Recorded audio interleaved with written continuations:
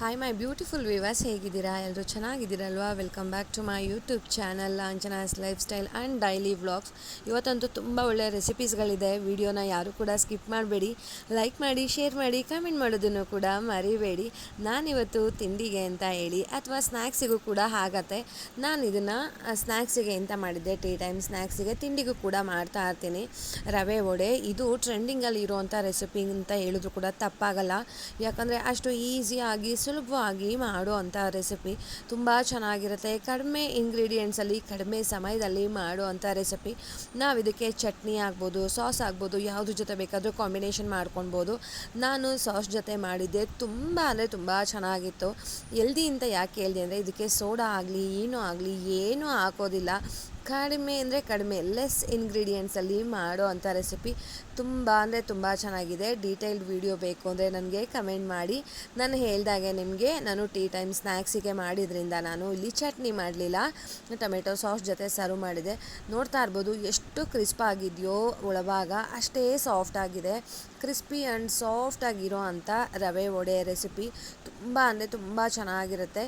ನಾನು ಹೇಳ್ದಾಗೆ ಯಾರೆಲ್ಲ ಈ ವಿಡಿಯೋಸ್ ನೋಡ್ತೀರಾ, ಈ ಒಂದು ಪೂರ್ತಿ ವಿಡಿಯೋ ಬೇಕಂದರೆ ಕಮೆಂಟ್ ಮಾಡಿ. ಅದೇ ರೀತಿಯಾಗಿ ಇವತ್ತು ತಿಂಡಿಗೆ ಕ್ಯಾಪ್ಸಿಕಮ್ ರೈಸ್ ಅಂತ ಮಾಡಿದೆ. ನಾನು ಒಂದು 2-3 ಥರ ಮಾಡ್ತೀನಿ ಕ್ಯಾಪ್ಸಿಕಮ್ ರೈಸನ್ನು. ಸೊ ನಾನು ಇದಕ್ಕೂ ಮುಂಚೆನೇ ಒಂದು ವಿಡಿಯೋ ಮಾಡಿದೆ, ಅದು ಬಾತ್ ಥರ ನಾವು ವಿಷಲ್ ಒಡಿಸಿ ಮಾಡೋ ಅಂಥದ್ದು. ಈಗ ಟೊಮೆಟೊ ಬಾತು, ಪಲಾವ್ ಎಲ್ಲ ಮಾಡ್ತೀವಲ್ವ, ಆ ರೀತಿ ಮಾಡೋ ಅಂಥದ್ದು. ಅದು ಕೂಡ ಟೇಸ್ಟು ತುಂಬ ಚೆನ್ನಾಗಿರುತ್ತೆ. ಅದಕ್ಕಿಂತನೂ ಇದು ಇನ್ನೂ ಚೆನ್ನಾಗಿರುತ್ತೆ. ಇದು ಇನ್ನೊಂದು ಥರ ಮಾಡೋ ಅಂಥ ರೆಸಿಪಿ, ತುಂಬ ಅಂದರೆ ತುಂಬ ಚೆನ್ನಾಗಿರುತ್ತೆ. ಈ ವಿಡಿಯೋ ಲಿಂಕ್ ಬೇಕು ಪೂರ್ತಿ ವಿಡಿಯೋದು ಅಂದರೆ ಕಮೆಂಟ್ ಮಾಡಿ, ನನಗೆ ಡೆಫಿನೆಟಾಗಿ ನಾನು ಶೇರ್ ಮಾಡ್ತೀನಿ. ಮತ್ತು ನನ್ನ ಚಾನಲಲ್ಲಿ ಹೋಗಿ ವಿಸಿಟ್ ಮಾಡ್ಬೋದು. ಸುಮಾರು ಈಸಿ ಬ್ರೇಕ್ಫಾಸ್ಟ್ ರೆಸಿಪೀಸ್ ಇದೆ, ರೈಸ್ ಬಾತ್ ರೆಸಿಪೀಸ್ ಇದೆ, ರೈಸಲ್ಲಿ ಮಾಡೋ ಅಂಥದ್ದು, ಇನ್ಸ್ಟೆಂಟಾಗಿ ಮಾಡೋ ಅಂಥ ರೆಸಿಪೀಸ್ ಇದೆ. ಮಿಸ್ ಮಾಡಿದೆ, ನೀವು ಕೂಡ ಟ್ರೈ ಮಾಡಿ ಮತ್ತು ಕಮೆಂಟ್ ಮಾಡಿ ನನಗೆ ಯಾವುದೆಲ್ಲ ರೆಸಿಪೀಸ್ಗಳನ್ನು ನೀವು ಟ್ರೈ ಮಾಡಿದ್ದೀರಾ ಅಂತ. ತುಂಬ ಅಂದರೆ ತುಂಬ ಚೆನ್ನಾಗಿರುತ್ತೆ ಇದು. ಕ್ಯಾಪ್ಸಿಕಮ್ ಚಿತ್ರಾನ್ನ ಅಂತ ಅಂದರೂ ಕೂಡ ತಪ್ಪಾಗೋದಿಲ್ಲ, ಕ್ಯಾಪ್ಸಿಕಮ್ ರೈಸ್ ಅಂದರೂ ಕೂಡ ತಪ್ಪಾಗಲ್ಲ. ಯಾಕಂದರೆ ಅಷ್ಟು ಅದ್ಭುತವಾಗಿರೋ ಅಂಥ ರುಚಿ ಸ್ನೇಹಿತರೆ. ನಾನು ಹೇಳ್ದಾಗೆ ಕಡಿಮೆ ಟೈಮ್ನಲ್ಲಿ ಮಾಡುವಂಥ ಬ್ರೇಕ್ಫಾಸ್ಟ್ ರೆಸಿಪಿ. ಇವತ್ತು ತಿಂಡಿಗೆ ಈ ಒಂದು ರೆಸಿಪಿಯನ್ನು ಮಾಡಿದ್ದೆ. ಅದೇ ರೀತಿಯಾಗಿ ಮನೆಗೆ ಸ್ವಲ್ಪ ಗ್ರೋಸರೀಸನ್ನು ತರೋದಿತ್ತು. ನಾನು ಎಲ್ಲೂ ಆಚೆ ಹೋಗಿರಲಿಲ್ಲ. ನಾನು ಹೇಳ್ದಾಗೆ ಆನ್ಲೈನ್ ಆ್ಯಪಲ್ಲೇ ತರಿಸ್ಕೊಂಡು ಬಿಡ್ತೀನಿ. ಎಮರ್ಜೆನ್ಸಿ ಇತ್ತಂದರೆ ಇಲ್ಲೇ ಹೋಗಿ, ಇದು ಕೂಡ 10 ನಿಮಿಷ ಒಳಗಡೆ ಎಲ್ಲ ಡೆಲಿವರಿ ಆಗಿಬಿಡುತ್ತೆ. ಎಮರ್ಜೆನ್ಸಿ ಅಂದರೂ ಕೂಡ ನಾವು ಇದರಲ್ಲೇ ತರಿಸ್ಕೊಂಬಿಡ್ಬೋದು. ಮತ್ತು ಇನ್ನೊಂದು ಏನು ಅಂತ ಹೇಳಿದ್ರೆ, ಮಕ್ಕಳಿಗೂ ಕೂಡ ಇದು ತುಂಬ ಇಷ್ಟ ಆಗುತ್ತೆ ಬ್ಲಿಂಕಿಟ್. ಯಾಕೆ ಅಂತಂದರೆ, ಇದು ಕವರ್ ಮೇಲೆ ಟೇಬಲ್ಸ್ ಆಗ್ಬೋದು, ಅಥವಾ ಮ್ಯಾಚ್ ಮಾಡೋದಾಗ್ಬೋದು, ಐಡ್ ಆ್ಯಂಡ್ ಸೀಕ್ ಗೇಮ್ ಆಗ್ಬೋದು, ಪ್ರತಿಯೊಂದು ಇದರಲ್ಲಿರುತ್ತೆ. ಆ ಮಕ್ಕಳು ಕಾಯ್ತಾ ಇರ್ತಾರೆ. ನಮ್ಮನೆಯಲ್ಲಂತೂ ಹಾಗೇ, ಇದು ಬ್ಲಿಂಕಿಟಲ್ಲಿ ಯಾವಾಗ ಬುಕ್ ಮಾಡ್ತೀರಾ ಮಮ್ಮಿ ಅಂತ. ಅದೇ ರೀತಿಯಾಗಿ ಇದು ಯಾವುದೇ ರೀತಿಯಾಗಿರೋವಂಥ ಸ್ಪಾನ್ಸರ್ಡ್ ವಿಡಿಯೋ ಅಲ್ಲ ಸ್ನೇಹಿತರೆ, ನಾನು ಪೇ ಮಾಡಿ ತರಿಸಿರೋ ಅಂಥ ವಿಡಿಯೋ. ಎಲ್ಪ್ ಆಗತ್ತೆ ಅನ್ನೋ ಉದ್ದೇಶಕ್ಕೆ ನಾನು ಹೇಳ್ತಾ ಇದ್ದೀನಿ ಅಷ್ಟೇ. ಇಲ್ಲ ನಮ್ಗೆ ಹತ್ರ ಇದೆ ಅಥವಾ ಟೈಮ್ ಇದೆ, ನಾವು ಅಂಗಡಿಲೇ ಹೋಗಿ ತೊಗೊಂಡು ಬರ್ತೀವಿ ಅಂದರೆ ಡೆಫಿನೆಟಾಗಿ ನೀವು ಹೋಗ್ಬೋದು.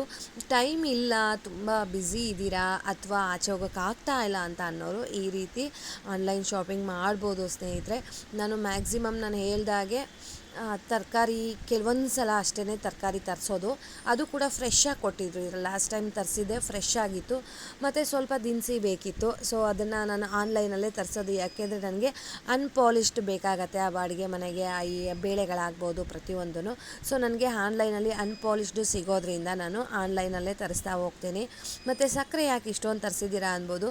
ಸ್ವೀಟ್ ರೆಸಿಪೀಸ್ಗೆ ಮತ್ತು ಜ್ಯೂಸ್ಗಳಿಗೆ ಎಲ್ಲನ ನಾನು ಇದನ್ನೇ ಉಪಯೋಗಿಸೋದು.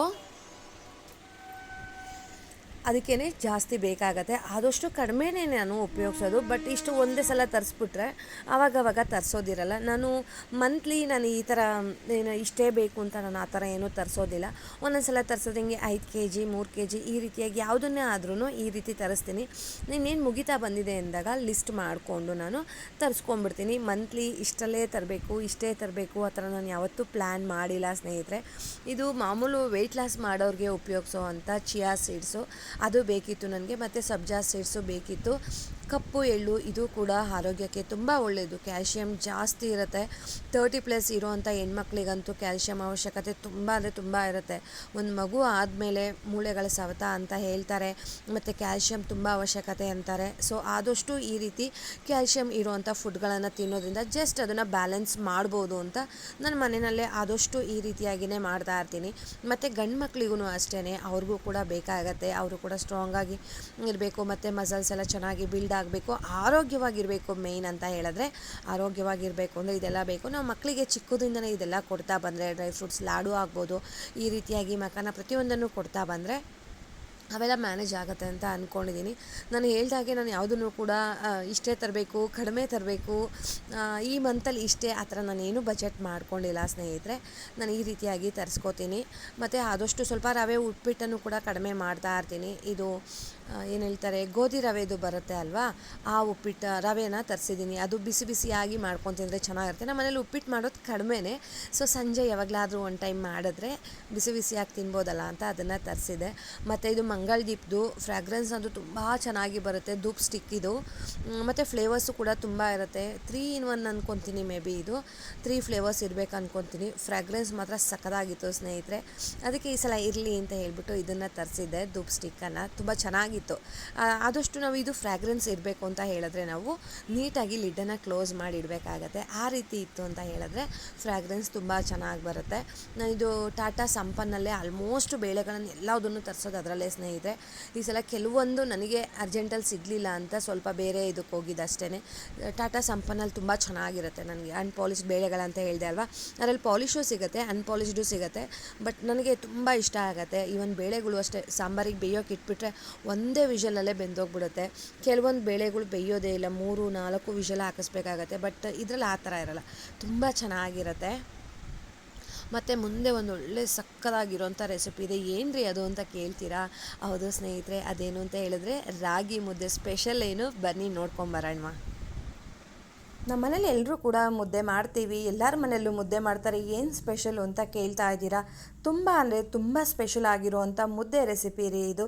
ಈಸಿಯಾಗಿ ಕಣ್ಣು ಮುಚ್ಚಿ ಕಣ್ಣು ತೆರೆಯೋದ್ರೊಳಗಡೆ ಈ ಮುದ್ದೆಯನ್ನು ಮಾಡಿಬಿಡ್ಬೋದು. ಮತ್ತು ಇದ್ರದ್ದು ಹಿಟ್ಟು ಪ್ರಿಪ್ರೇಷನ್ನು ಅಷ್ಟೇ ಹೆಲ್ದಿಯಾಗಿದೆ. ಕರಿಬೇವಿನ ಸೊಪ್ಪು ಕೊಟ್ಟರೆ ಹಾಗೆ ತಿಂತೀರಾ? ಮನೇಲಿ ತಿಂತಾರಾ? ಹಾಗೆ ನುಗ್ಗೆ ಸೊಪ್ಪನ್ನು ತಿಂತಾರಾ? ಇಲ್ಲ ಅಲ್ವಾ? ಸೊ ನುಗ್ಗೆ ಸೊಪ್ಪು ಮತ್ತು ಕರಿಬೇವಿನ ಸೊಪ್ಪು ಹಾಕಿ ಮಾಡಿರೋವಂಥ ಹೆಲ್ದಿಯಾಗಿರೋವಂಥ ಮುದ್ದೆ ಬೆಣ್ಣೆ ಥರ ಆಗತ್ತೆ. ಮಾಡೋದು ಕೂಡ ಅಷ್ಟೇ, ತುಂಬ ಅಂದರೆ ತುಂಬ ಸುಲಭ. ಒಂದು ಕೂಡ ಗಂಟು ಬರೋದಿಲ್ಲ, ಮತ್ತು ಜಾಸ್ತಿ ಇದನ್ನು ಕೂಡಿಸೋ ಅವಶ್ಯಕತೆಯೇ ಇಲ್ಲ. ಈಸಿಯಾಗಿ ಮಾಡೋ ಅಂಥ ರೆಸಿಪಿ, ತುಂಬ ಅಂದರೆ ತುಂಬ ಆರೋಗ್ಯಕ್ಕೆ ಒಳ್ಳೆಯದು. ಈ ರೀತಿಯಾಗಿ ಮಾಡಿಕೊಡ್ತಾ ಇದ್ದರೆ ಮನೇಲಿ ಮಕ್ಕಳಿಗಾಗ್ಬೋದು, ದೊಡ್ಡವರಿಗಾಗ್ಬೋದು, ಮತ್ತು ನಮಗಾಗ್ಬೋದು, ಆರೋಗ್ಯಕ್ಕೆ ತುಂಬ ಅಂದರೆ ತುಂಬ ಒಳ್ಳೆಯದು. ನಿಮಗೆ ಗೊತ್ತಿರೋ ಹಾಗೆ ಅಥವಾ ನಮಗೆಲ್ರಿಗೂ ಗೊತ್ತಿರೋ ಹಾಗೆ ಕರಿಬೇವಿನ ಸೊಪ್ಪಲ್ಲಿ ಆಗ್ಬೋದು, ನುಗ್ಗೆ ಸೊಪ್ಪಲ್ಲಿ ಆಗ್ಬೋದು, ಎಷ್ಟು ನ್ಯೂಟ್ರಿಯೆಂಟ್ಸ್ ಇದೆ ಅಂತ ಅಂದ್ಬಿಟ್ಟು, ಮತ್ತು ಪೋಷಕಾಂಶಗಳು ಆಗರ ಅಂತ ಹೇಳಿದ್ರು ಕೂಡ ತಪ್ಪಾಗೋದಿಲ್ಲ. ಈ ಒಂದು ಸೂಪರಾಗಿರೋವಂಥ ರೆಸಿಪಿಯನ್ನು ಹೇಗೆಲ್ಲ ಮಾಡ್ಬೋದು ಬನ್ನಿ ನೋಡ್ಕೊಂಡು ಬರೋಣ. ನಾನಿಲ್ಲಿ ರಾಗಿ, ಕೆಂಪು ರಾಗಿ ಬರುತ್ತಲ್ಲ ಆ ರಾಗಿನೇ ತೊಗೊಂಡಿರೋದು. ಇದಕ್ಕೆ ಒಂದು ಸೇರಿಗೆ 1 ದೊಡ್ಡ ಮುಷ್ಟಿವಷ್ಟು ನಾನು ಕರಿಬೇವಿನ ಸೊಪ್ಪನ್ನು ಹಾಕ್ತೀನಿ. ಕರಿಬೇವಿನ ಸೊಪ್ಪನ್ನು ಚೆನ್ನಾಗಿ ಒಣಗಿಸಿರಬೇಕು. ಮತ್ತು ನುಗ್ಗೆ ಸೊಪ್ಪು ಅಷ್ಟೇ, ನೀವೆಷ್ಟು ಹಾಕಿದ್ರೂ ಏನೂ ತೊಂದರೆ ಇಲ್ಲ. ಅದ್ರ ಜೊತೆ ನಾನು ಮೆಂತ್ಯನೂ ಕೂಡ ಹಾಕಿದ್ದೀನಿ ಸ್ನೇಹಿತರೆ. ಮೆಂತ್ಯನೂ ಅಷ್ಟೇ ಎಷ್ಟು ಬೇಕಾದರೂ ಹಾಕ್ಬೋದು. ನಾನು ಸುಮಾರು ಇಲ್ಲೊಂದು 2-3 ಸೇರಷ್ಟು ರಾಗಿ ತೊಗೊಂಡಿದ್ದೀನಿ. ಅಷ್ಟಕ್ಕೆ ಇಷ್ಟು ನೋಡಿ ಯಾವ ರೀತಿ ಒಣಗಿರಬೇಕು ಅಂತ ಹೇಳಿದ್ರೆ ಸೊಪ್ಪುಗಳೆಲ್ಲ ಕೈನಲ್ಲಿನೇ ಪುಡಿ ಆಗಬೇಕು, ಆ ರೀತಿ ಒಣಗಿರಬೇಕು. ಆವಾಗ ನಾವು ಇದನ್ನು ಎಷ್ಟು ದಿನ ಇಟ್ಟರೂ ಕೂಡ, ತಿಂಗಳಿಟ್ಟರೂ ಕೂಡ ನಮಗೆ ಹಿಟ್ಟು ಹಾಳಾಗೋದಿಲ್ಲ. ಈ ರೀತಿ ಮಾಡಿಕೊಂಡು ಚೆನ್ನಾಗಿ ಒಣಗಿಸಿರಬೇಕು. ಪ್ರತಿಯೊಂದನ್ನು ಚೆನ್ನಾಗಿ ಒಣಗಿಸಿ ಆಮೇಲೆ ಮಿಲ್ ಮಾಡಿಸ್ಬೇಕು. ನೋಡಿ, ಕೆಂಪು ರಾಗಿ ತೊಗೊಂಡ್ರೆ ಒಂದು ಸ್ವಲ್ಪ ಮುದ್ದೆ ಎಲ್ಲ ಕಲರಾಗಿ ಬರುತ್ತೆ, ಬೆಳ್ಳಗೆ ಬರುತ್ತೆ, ನೋಡೋಕ್ಕೂ ಚೆನ್ನಾಗಿರುತ್ತೆ, ತಿನ್ನಬೇಕು ಅಂತ ಅನ್ನಿಸ್ತಾ ಇರುತ್ತೆ. ಸೊ ಹಿಟ್ಟು ಮಾಡಿಸಿದ ಮೇಲೆ ಈ ರೀತಿಯಾಗಿ ಬರುತ್ತೆ. ಈ ರೀತಿ ನೀವು ಮಾಡಿ ನೋಡಿ ಸ್ನೇಹಿತರೆ, ನೀವು ಕಳೆದೋಗ್ಬಿಡ್ತೀರ, ಅಷ್ಟು ರುಚಿಯಾಗಿರುತ್ತೆ. ನಾವು ತಿಂಡಿಗೆ ಏನಕ್ಕಾದರೂ ಕರಿಬೇವಿನ ಸೊಪ್ಪು ಹಾಕಿದ್ರೆ ಸೈಡಲ್ಲಿ ತೆಗೆದಿಟ್ಬಿಡ್ತೀವಿ ಅಲ್ವಾ? ಸೊ ಆ ರೀತಿಯಾಗಿ ಆಗೋದು ಬೇಡ, ಆರೋಗ್ಯಕ್ಕೆ ಒಳ್ಳೆಯದಲ್ವಾ? ಈ ರೀತಿಯಾಗಿ ಮಾಡ್ಕೊಳ್ಳೋಣ. ನೋಡಿ, ನಾನಿಲ್ಲಿ ಚಿಕ್ಕ ಗ್ಲಾಸಲ್ಲಿ 2 ಗ್ಲಾಸಷ್ಟು ನೀರು ಹಾಕ್ಕೊಂಡಿದ್ದೀನಿ. ಮೀಡಿಯಮ್ ಸೈಜಿಂದು ಅಥವಾ ಚಿಕ್ಕ ಸೈಜಿಂದು 2 ಮುದ್ದೆ ಆಗುವಷ್ಟು ಕ್ವಾಂಟಿಟಿ. ಅದಕ್ಕೆ 1 ಸ್ಪೂನಷ್ಟು ರಾಗಿ ಹಿಟ್ಟನ್ನು ಹಾಕ್ಕೊಂಡು ಗಂಜಿ ಥರ ಮಾಡ್ಕೋತಾ ಇದ್ದೀನಿ. ಇದೊಂದು ಟಿಪ್ಪನ್ನು ಫಾಲೋ ಮಾಡಿ ಸ್ನೇಹಿತರೆ, ಒಂದು ಕೂಡ ಗಂಟಾಗೋದಿಲ್ಲ ಮುದ್ದೆನಲ್ಲಿ. ಇದು ನೋಡಿ ಗಂಜಿ ಥರ ಆಗೋದಕ್ಕೆ ಶುರುವಾಯ್ತಲ್ಲ ನೋಡಿ, ಆಲ್ಮೋಸ್ಟ್ ಗಂಜಿ ಥರ ಆಗಿದೆ. ಈ ಟೈಮ್ನಲ್ಲಿ 1 ಕಪ್ಪಷ್ಟು ರಾಗಿ ಹಿಟ್ಟನ್ನು ಹಾಕ್ತಾಯಿದ್ದೀನಿ. ನಾನು 1 ಕಪ್ಪು ರಾಗಿ ಹಿಟ್ಟಿಗೆ 2 ಕಪ್ಪಷ್ಟು ನೀರನ್ನು ಹಾಕಿದ್ದೀನಿ. ಸೊ ತುಂಬ ಸಾಫ್ಟಾಗಿ ಬೆಣ್ಣೆ ಥರ ಬರುತ್ತೆ ಈ ರೀತಿಯಾಗಿ ಮಾಡಿಕೊಂಡ್ರೆ ಕ್ವಾಂಟಿಟಿ. ಒಂದು ವೇಳೆ ಏನಾದರೂ ರಾಗಿ ಹಳೇದು ಆ ಥರ ಏನಾದರೂ ನೀರು ಇಡಿಸುತ್ತೆ ಜಾಸ್ತಿ ಅನ್ನೋ ಆಗಿದೆ, ಒಂದು ಸಲ ಮಾಡಿದಾಗ ನಮಗೆ ಗೊತ್ತಾಗ್ಬಿಡುತ್ತೆ ಮೆಷರ್ಮೆಂಟ್ ಎಲ್ಲ. ಸೊ ಅವಾಗ ನೀರನ್ನು ಹೆಚ್ಚು ಕಮ್ಮಿ ಮಾಡ್ಕೊಳ್ಬೋದು. ನಾನಿಲ್ಲಿ ಇದನ್ನು ಹಳೇದಂತ ಏನಿಲ್ಲ, ಕುಕ್ಕರ್ದು ಪ್ಯಾನನ್ನು ಇಟ್ಕೊಂಡಿದ್ದೀನಿ. ಯಾಕೆ ಅಂದರೆ ದಪ್ಪ ತಳ ಕೂಡ ಇರುತ್ತೆ. ನಾವು ಏನಾದರೂ ಅಂಗಡಿಗೆ ಹಳೇದಾಯಿತು ಅಂತ ಹಾಕೋದಕ್ಕೆ ಹೋದರೆ 20 ರೂಪಾಯಿ 30 ರೂಪಾಯಿಗೆ ಹಾಕೋತಾರೆ. ಬಟ್ ದಪ್ಪ ತಳ ಇರೋದು ಈ ಥರ ಮುದ್ದೆಗಾಗಲಿ ಪಲ್ಯಕ್ಕಾಗಲಿ ತುಂಬ ಚೆನ್ನಾಗಿರುತ್ತೆ ಕುಕ್ಕರ್ದು. ನಾನು ಇದನ್ನೇ ಯೂಸ್ ಮಾಡೋದು.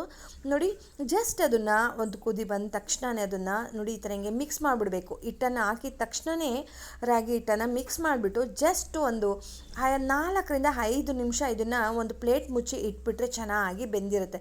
ನೋಡಿ ಕೈಗೆ ಅಂಟಬಾರ್ದು, ಆವಾಗ ತುಂಬ ಚೆನ್ನಾಗಿ ಬೆಂದಿದೆ ಅಂತ. ಇನ್ನೊಂದು ಸಲ ಈ ಥರ ಹಿಂಗೆ ಮಾಡ್ಕೊಂಬಿಟ್ಟು ಇದಕ್ಕೆ ಕೂಡಿಸೋ ಕೋಲೇ ಬೇಕು ಆ ಥರ ಏನೂ ಇಲ್ಲ ಸ್ನೇಹಿತರೆ. ನೀವು ಯಾವುದ್ರಲ್ಲಿ ಬೇಕಾದರೂ ಮುದ್ದೆ ಮಾಡ್ಬೋದು. ಇವಾಗ ಆಗಿದೆ. ಇವಾಗ ಒಂದು ಮಣೆ ಆಗ್ಬೋದು, ಇಲ್ಲ ಒಂದು ಪೇಪರ್ ಆಗ್ಬೋದು, ಅದ್ರ ಮೇಲೆ ಹಾಕ್ಕೊಂಡು ಜಸ್ಟ್ ಒಂದು 2-3 ಸಲ ಹಿಂಗೆ ನಾದ್ಕೊಂಡ್ರೆ ಸಾಕು. ಇದನ್ನು ಜಾಸ್ತಿ ಹೊತ್ತು ಕೂಡಿಸ್ಬೇಕು, ನಾದಬೇಕು ಏನೂ ಇಲ್ಲ. ನಾನು ಹೇಳ್ದಾಗೆ ಬೆಣ್ಣೆ ಥರ ಬರುತ್ತೆ. ಒಂದೇ ಒಂದು ಟಿಪ್ಪನ್ನು ಫಾಲೋ ಮಾಡಬೇಕು. ಆ ಟಿಪ್ ಏನು ಅಂತ ಹೇಳಿದ್ರೆ, ನಾವು ಗಂಜಿ ಥರ ಪ್ರಿಪೇರ್ ಮಾಡ್ಕೊಬೇಕು. ಆ ರಾಗಿ ಸರಿ ಬರುತ್ತಲ್ವ, ಅದನ್ನು ಗಂಜಿ ಥರ ಮಾಡ್ಕೊಂಡ್ವಿ ಅಂತ ಹೇಳಿದ್ರೆ ತುಂಬ ಚೆನ್ನಾಗಿ ರಾಗಿ ಮುದ್ದೆ ಬಂದ್ಬಿಡುತ್ತೆ. ಇದು ಸುಮಾರು ಸ್ಟ್ರಗಲ್ ಮಾಡ್ತಾರೆ ಕಲಿಯೋ ಅಂಥವ್ರು. ಸೊ ನಾನು ಸ್ಟಾರ್ಟಿಂಗಲ್ಲಿ ಹಾಗೆ ಮಾಡಿದ್ದು. ಇಂಪ್ರೊವೈಸೇಷನ್ ಆಗ್ತಾ ನಮಗೂ ಒಂದು ಟಿಪ್ ಗೊತ್ತಾಗುತ್ತೆ ಅಲ್ವಾ, ಈ ರೀತಿಯಾಗಿ ಮಾಡಿದ್ರೆ ಈ ರೀತಿ ಅಂತ ಅಂದು. ಸೊ ನಮಗೆ ನಾವು ಕಲ್ತಿರೋ ಅಂಥದ್ದನ್ನು ಬೇರೆಯವ್ರಿಗೆ ಹೇಳಿದ್ರೆ ಅವ್ರಿಗೂ ಕೂಡ ಹೆಲ್ಪ್ ಆಗುತ್ತೆ ಅಂತ ಈ ಒಂದು ರೆಸಿಪಿ. ಹಿಟ್ಟನ್ನು ಇದೇ ರೀತಿಯಾಗಿ ಮಾಡಿಸಿಟ್ಕೊಳ್ಳಿ ಸ್ನೇಹಿತರೆ, ಆರೋಗ್ಯಕ್ಕೂ ಕೂಡ ತುಂಬ ಒಳ್ಳೆಯದು. ನೋಡಿ ಮುದ್ದೆ ನೋಡ್ತಾ ಇದ್ದೀರಾ, ಜಾಸ್ತಿ ಇದನ್ನು ಕೂಡಿಸೋದು ನಾದೋದು ಏನು ಬೇಡ. ನೀವೇ ನೋಡಿದ್ದೀರ ವಿಡಿಯೋದಲ್ಲಿ, ನಾನೇನು ಎಕ್ಸ್ಟ್ರಾ ನಾದಿಲ್ಲ, ಕೂಡಿಸಿಲ್ಲ. ನೋಡಿ ಎಷ್ಟು ಚೆನ್ನಾಗಾಗಿದೆ ಅಂದರೆ ಒಂದೇ ಒಂದು ಗಂಟು ಕೂಡ ಇಲ್ಲ, ಚಿಕ್ಕದಾಗಿರುವಂಥ ಗಂಟು ಕೂಡ ಬರೋದಿಲ್ಲ. ನಾವು ಸರಿ ಮಾಡ್ಕೊಂಡಾಗ ಹಿಟ್ಟಾಕ್ತೀವಲ್ಲ, ಜೊತೆಲೇ ಕೂಡಿಸ್ಬಿಡ್ಬೇಕು. ಇಷ್ಟ ಆಯ್ತಲ್ವಾ? ಬಾಯ್ ಸ್ನೇಹಿತರೆ.